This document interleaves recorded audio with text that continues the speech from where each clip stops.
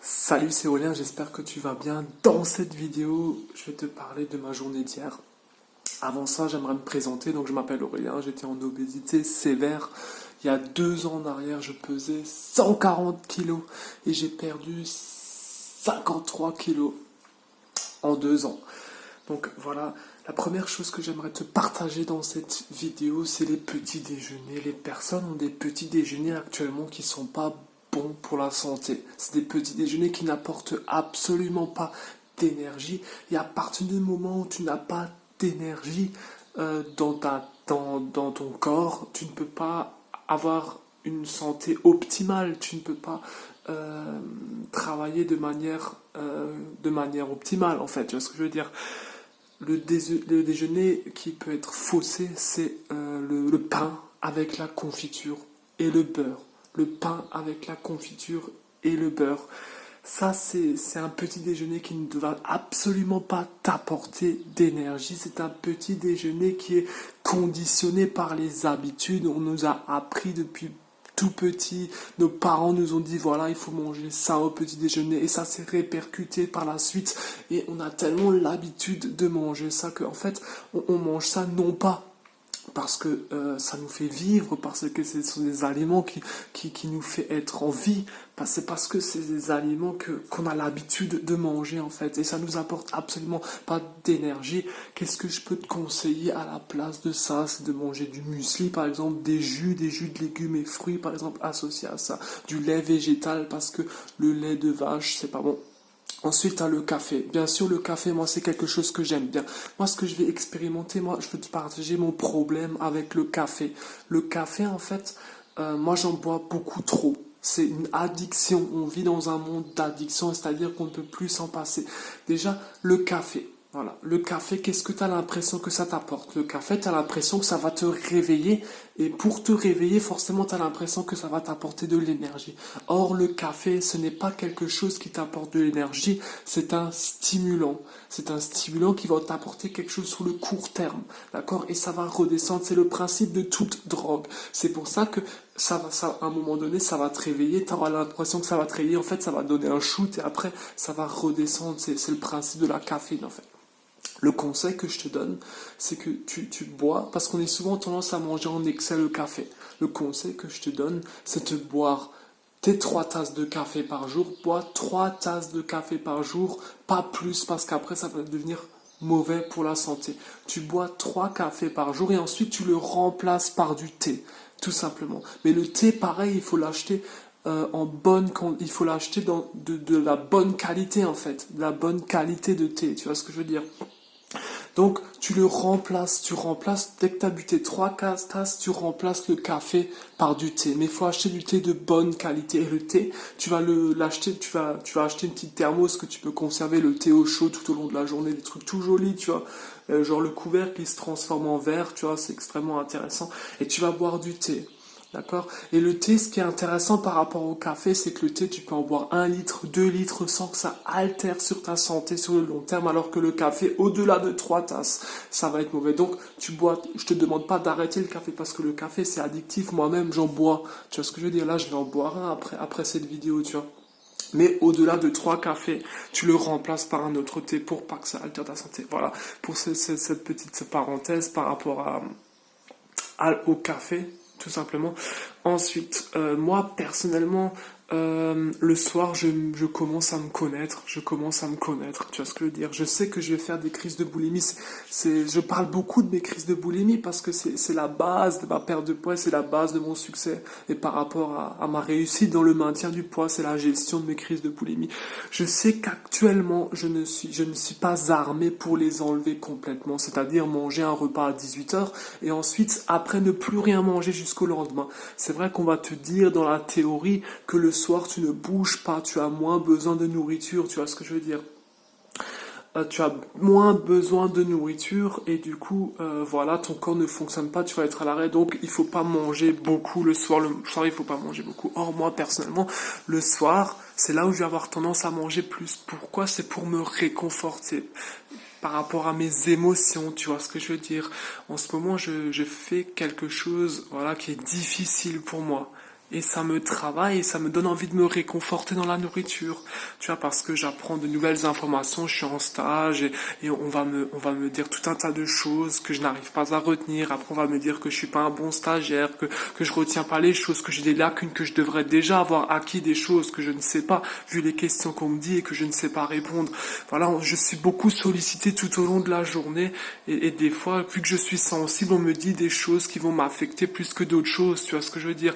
Et du coup, ça va me donner envie de me réconforter dans la nourriture le soir. Et avant, je le faisais, je mangeais n'importe quoi. Le problème, c'est que je continue mes crises de boulimie, sauf que tout simplement, au lieu de manger des choses qui vont me faire grossir, je vais manger des choses qui ne font pas grossir. Voilà.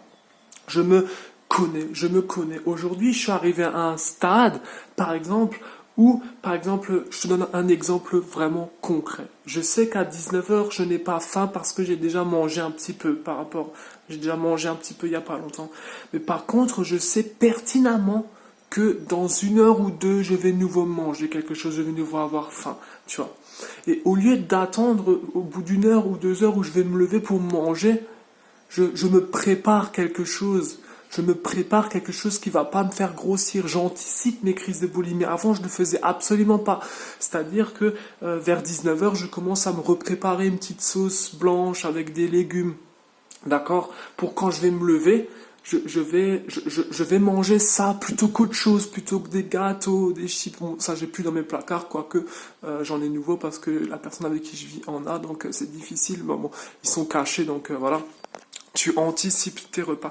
Tu vois, je me suis pas dit, contrairement à ce que je me disais avant, à 19 heures par exemple, eh ben, voilà, je ne vais rien me faire à manger, je vais essayer de ne pas manger du tout jusqu'au lendemain, mais c'est trop difficile pour moi. C'est trop difficile pour moi. Je préfère plutôt la deuxième stratégie, tu vois ce que je veux dire?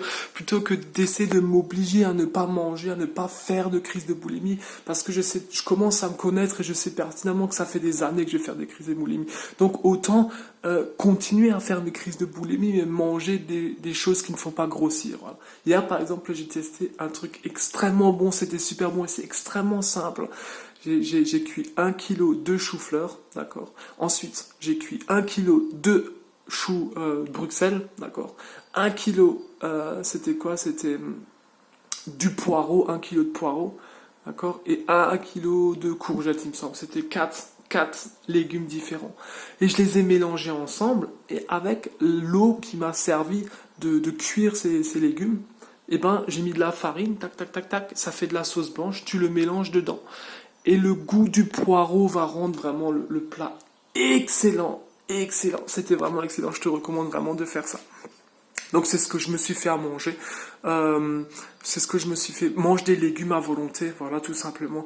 Et ce qui est bien, une astuce qui va te donner envie de manger des légumes, plus de légumes, c'est que quand tu vas dans le rayon des surgelés par exemple, ou le rayon des légumes frais, tu vois.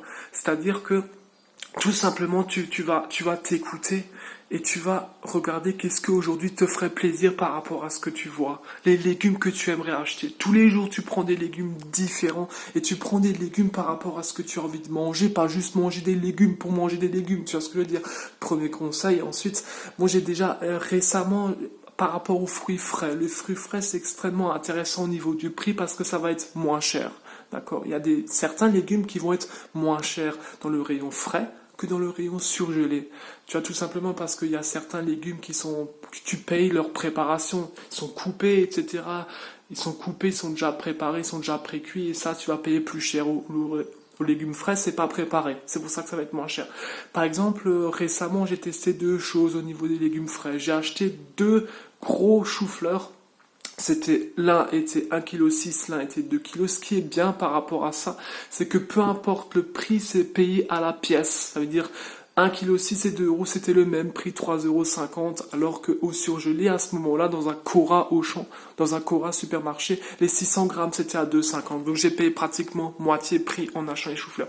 Le problème qu'il y a, c'est qu'il faut les préparer en avance, et ça, c'est ce qui rebute un peu les gens, c'est que ça prend du temps. Surtout un chou-fleur frais, le cuire, faudrait le cuire à la vapeur. Prochaine fois, je vais le cuire à la vapeur, et là, je les cuis à une température, voilà, je les cuis dans de l'eau bouillante, tu vois ce que je veux dire, et ça prend du temps à cuire.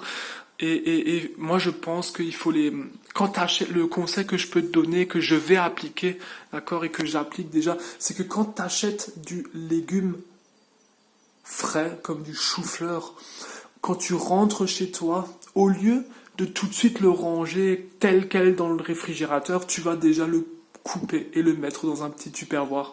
Tu vois ce que je veux dire? Comme ça, il est déjà coupé. C'est déjà ça te fait. Il est lavé et coupé. Quand tu auras faim, tu auras juste à les cuire. Tu vois ce que je veux dire? Faut les pré-couper et les mettre dans le frigidaire, tout simplement. Donc voilà, je te parle un peu de mon alimentation parce que c'est la base de mon travail. Il faut aussi travailler sur tes émotions. Moi, je commence concrètement à beaucoup plus avancer ma démarche. C'est non seulement je mange des choses différentes, je suis devenu végétalien et je mange beaucoup de légumes, des trucs qui ne font pas grossir. Voilà. Hier soir, j'avais tout un tas d'émotions qui me sont venues hier soir encore.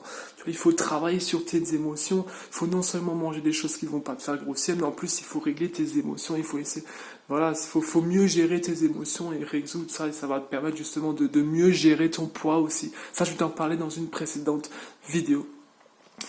Et sinon, il y a une grosse désinformation aussi dans cette société par rapport à l'alimentation, tu vois. Par exemple, les gens ne connaissent absolument pas ce que c'est des substituts de repas. Ce sont pas juste, par exemple, voilà, je te donne vraiment un exemple concret lié à ça, c'est que je n'ai pas mangé à midi avec mes collègues de travail. Ils se sont demandé pourquoi je ne mange pas. Ils pensaient que je ne mangeais pas du tout de la journée et que j'allais pas tenir. Parce qu'en fait, ils ramènent ça à leur propre expérience. Ils se disent, punaise, ils mangent pas à midi. Moi-même, si je ne vais pas manger à midi, je vais pas tenir. Donc je me demande comment le collègue va tenir. Je leur ai essayé de leur parler des substituts de repas. Je leur ai dit que moi, je buvais des substituts de repas. Donc moi, il n'y a pas de souci, je tiendrai jusqu'à la fin, ne vous inquiétez pas pour moi, je mange. Mais sauf que je mange plutôt quand j'ai faim, plutôt que de manger à une horaire prédéfinie, tu vois ce que je veux dire. Et ça, c'est l'erreur que font la plupart des gens. Tu vois, surtout quand tu bosses du matin, t'as faim beaucoup avant midi quand tu bosses quand tu commences à 6 heures. Mais les gens, ils préfèrent manger à une heure définie plutôt que de manger quand ils ont faim. Voilà. Moi, je préfère manger quand j'ai faim.